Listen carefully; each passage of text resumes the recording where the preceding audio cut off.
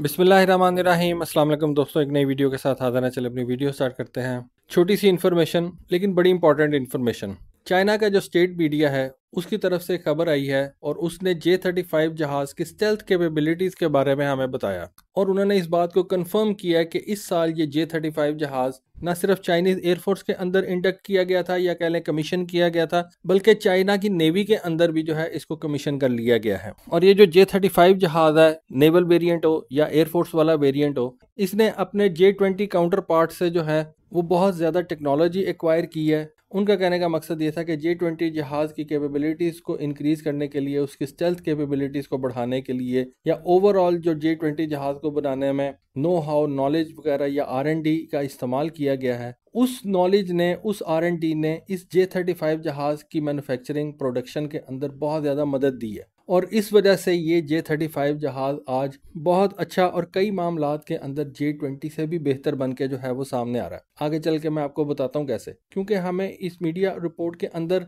J-35 के बारे में एक ऐसी चीज़ का पता चलता है जो कभी भी चाइनीज़ ने या किसी भी चाइनीज़ ऑफिशियल ने J-20 के बारे में नहीं कही। जब ये सारी मैं इन्फॉर्मेशन देख रहा था, पढ़ रहा था, तो मैं फिर चैट जीपीटी की तरफ गया। मैंने चैट जीपीटी से कुछ सवालात किए, वो भी मैं आगे चल के आपके सामने रखता हूँ। सबसे बड़ी और इम्पॉर्टेंट चीज़ जो हमें पता चलती है इस मीडिया रिपोर्ट के अंदर वो ये है कि ये जो J-35 जहाज़ है, इसका जो रेडार क्रॉस सेक्शन है वो एक ह्यूमन पाम से भी जो है वो छोटा है। अब ह्यूमन पाम आप जानते ही हैं कि एक हाथ के अंदर एक आपका पाम होता है, हथेली होती है और एक उसके साथ उंगलियां लगी होती हैं। तो जो एक इंसान की हाथ की हथेली है उससे भी छोटा इस J-35 जहाज का रेडार क्रॉस सेक्शन है। तो इस वजह से चाइना ये कह रहा है कि इस जहाज को लॉन्ग रेंज के ऊपर डिटेक्ट करना इंतहाई ज़्यादा मुश्किल है। जब इतना ज़्यादा कम रेडार क्रॉस सेक्शन होगा तो आपका रेडार जो है वो इतनी छोटी सी चीज़ को इतने लॉन्ग डिस्टेंस के ऊपर पकड़ नहीं सकेगा, अनलेस कि ये जहाज़ आपके बहुत ज़्यादा नज़दीक आ जाए। लेकिन जब तक ये जहाज़ आपके नज़दीक आएगा,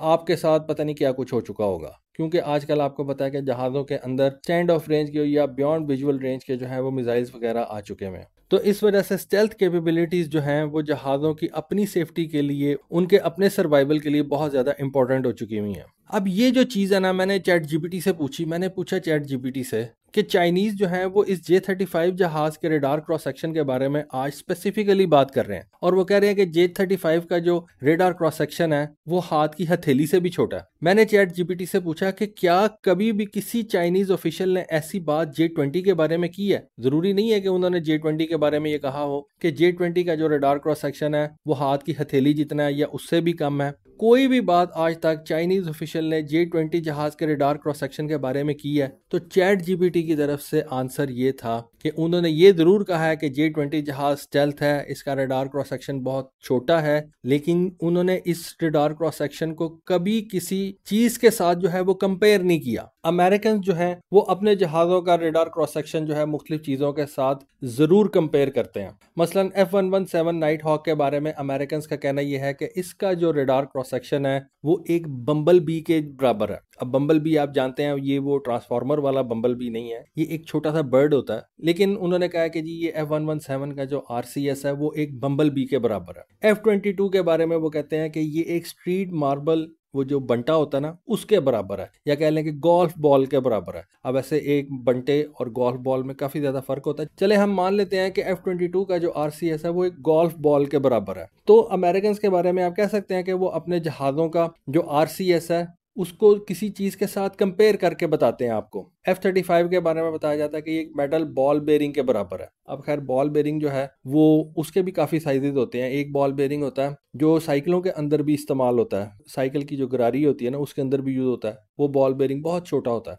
लेकिन खैर अमेरिकन ने इस चीज़ को फ्रंटल एस्पेक्ट के अंदर भी बताया हुआ, लेकिन फिर भी जो मेटल बॉल बेरिंग होता है उसके डिफरेंट साइजेज होते हैं। फिर F-16 के RCS के बारे में अमेरिकन कहते हैं कि वो एक ह्यूमन बॉडी के बराबर है। यानी कि अगर दूर से आपको F-16 या MiG-29 जहाज नजर आ रहा है तो वो आपको ऐसा लगेगा कि एक अच्छा खासा ह्यूमन इंसान जो है वो आपकी तरफ आ रहा है, या एक कार का टायर जो है वो आप उसको जो है वो देख सकते हैं। जो B-52 बॉम्बर है वो तो खैर उसका तो आप कहना ही छोड़ देना। उसके RCS के बारे में कहा जाता है कि ये एक बड़े घर के बराबर है, या कह लें एक पूरी बस के बराबर है। तो इस तरह से अमेरिकन जो है उन्होंने अपने जहाज़ों के RCS जो है वो किसी ना किसी चीज़ के साथ कंपेयर की हैं। आप इंटरनेट के ऊपर जाके देख लें, चैट GPT से पूछ लें, किसी से भी पूछ लें, आपको आज तक J-20 का जो RCS है वो चाइना ने किसी के साथ कंपेयर करके नहीं बताया। इससे क्या जाहिर होता है? लेकिन चाइना ने इस J-35 जहाज का जो RCS है वो इंसान के हाथ की हथेली से कंपेयर करके आपको बताया। इससे ये जाहिर होता है, जो मैं समझता हूँ, आगे वल्लाहु आलम, या कह लें कि अल्लाह ताला ही बेहतर जानते हैं, या चाइनीज के पास तो डाटा होगा कि J-35 जहाज का जो RCS है वो J-20 से भी बेहतर है। और एक लॉजिकल बात हमें समझ में भी आती है कि J-20 जहाज वैसे भी बड़ा जहाज है और उसके ऊपर मूविंग पार्ट्स जो हैं वो ज्यादा लगे हुए हैं, कैनार्ड्स उसके ऊपर लगे हुए हैं। जितने एक जहाज के ऊपर मूविंग पार्ट्स ज्यादा होंगे उतना उसका रडार क्रॉस सेक्शन जो है वो वोलाटाइल होगा, वो वेरिएबल होगा, वो जहाज की मूवमेंट के साथ साथ चेंज होता रहेगा। तो इस वजह से मैं समझता हूं कि चाइनीज ने पहली दफा इस J-35 के बारे में जो ये बात की है वो इसको J-20 जहाज के रेडार क्रॉस सेक्शन से बेहतर बना देती है। आपको मैं फिर कहता हूं कि आप इंटरनेट के ऊपर जाएं, खुद से सर्च करें, आपको किसी भी चाइनीज ऑफिशियल की कोई स्टेटमेंट नजर नहीं आएगी जिसमें वो J-20 जहाज के रेडार क्रॉस सेक्शन के बारे में जो है वो आपको कोई फिगर दे रहा हो या किसी चीज से कंपेयर कर रहा हो। लेकिन J-35 के बारे में उन्होंने ये बात कर दी है। तो इसका मतलब है कि J-35 जहाज का जो रेडार क्रॉस सेक्शन है, ठीक है, वो किसी बॉल बेरिंग जितना नहीं है, या कह लें कि गोल्फ बॉल के बराबर नहीं है, या कह लें किसी बम्बल बी के बराबर भी नहीं है। तो इस दफा चाइनीज ने आपको J-35 को समझने के लिए कोई एग्जाम्पल दी है। लेकिन फिर कहूंगा कि ये एग्जाम्पल हमें J-20 के बारे में जो है वो नहीं मिलती। तो इससे मैं ये समझ सकता हूँ कि चाइनीज ने ये एडमिट किया है कि J-35 का जो रेडार क्रॉस सेक्शन है वो J-20 के मुकाबले में छोटा है, और इट मीन्स कि J-35 जहाज J-20 से ज्यादा स्टेल्थियर है। अच्छा, अब अगर इन दोनों जहाज़ों की वेट कैटेगरी को देखें तो J-20 जहाज जो है वो ज्यादा हैवियर है, ज्यादा वजनी जहाज है, ज्यादा फ्यूल कैरी कर सकता है, ज्यादा हो सकता है कि वेपन भी ज्यादा कैरी कर सकता हो। इंटरनली बात कर रहा हूँ, एक्सटर्नली तो फिर और मामलात आ जाते हैं, क्योंकि हमने J-20 जहाज की कुछ बीस्ट मोड की तस्वीर भी अभी रिसेंटली देखी हैं। तो अगर आपका जहाज बीस्ट मोड में चला जाता है तो फिर आप कह सकते हैं कि उसको स्टेल्थ की उस वक्त आपको परवाह नहीं रहती, आप यही चाहते हैं कि आपका जहाज ज्यादा से ज्यादा असला आगे लेके जाए। लेकिन ये जो J-35 जहाज है ना, ये स्टेल्थ मामलात के अंदर J-20 से बहुत बेहतर है। और जैसा कि आप जानते हैं कि जैसे जैसे वक्त आगे चलता है आपकी जो प्रोडक्शन कैपेबिलिटीज हैं वो भी बेहतर होती जाती हैं, रिफाइन होती जाती हैं। आप अगर इस J-35 जहाज को देखें तो आपको विजिबली नजर आएगा कि ये पुराने जहाज़ों के मुकाबले में ज्यादा बेहतर तरीके से, या कह लें कि ज्यादा बेहतर प्रोडक्शन लाइंस के ऊपर जो है वो तैयार किया गया जहाज है। और मेरा ज़ाती ख्याल ये है कि F-22 या Su-57 के मुकाबले में जो कि पुराने जहाज हो चुके हुए हैं, कुछ मामलात के अंदर शायद ये उनसे भी थोड़ा सा आपको सुपीरियर जो है वो लगे। लेकिन वो दोनों जो है वो कह लें कि पुराने जहाज हैं। उसके अलावा हम बात कर रहे थे इस J-35 जहाज की और J-20 की वेट कैटेगरीज के बारे में। तो J-20 जो है वो तो एक हैवियर जहाज है,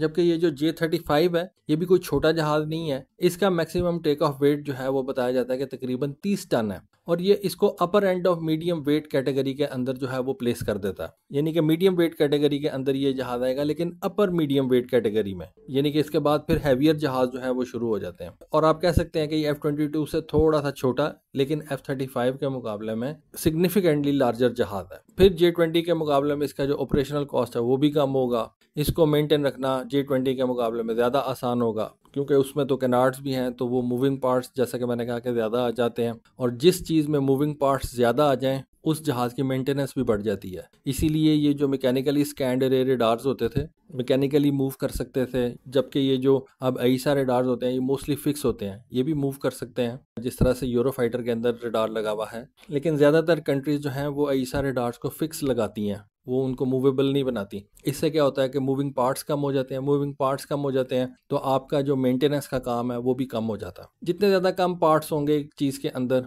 उतनी ज़्यादा उसकी मेंटेनेंस आसान होगी। तो इस वजह से J-20 जहाज़ के अंदर आप कह लें कि कैनार्ड्स लगे हुए हैं, तो उनकी जो मेंटेनेंस है वो J-35 के मुकाबले में इस वजह से भी थोड़ी ज़्यादा है, और वैसे भी वो बड़ा जहाज़ है। और अगर इन दोनों जहाज़ों के सेंसर्स का मुकाबला किया जाए तो मेरा ख्याल है कि वो भी J-20 के अंदर जो है वो ज़्यादा बड़े और ज़्यादा बेहतर है।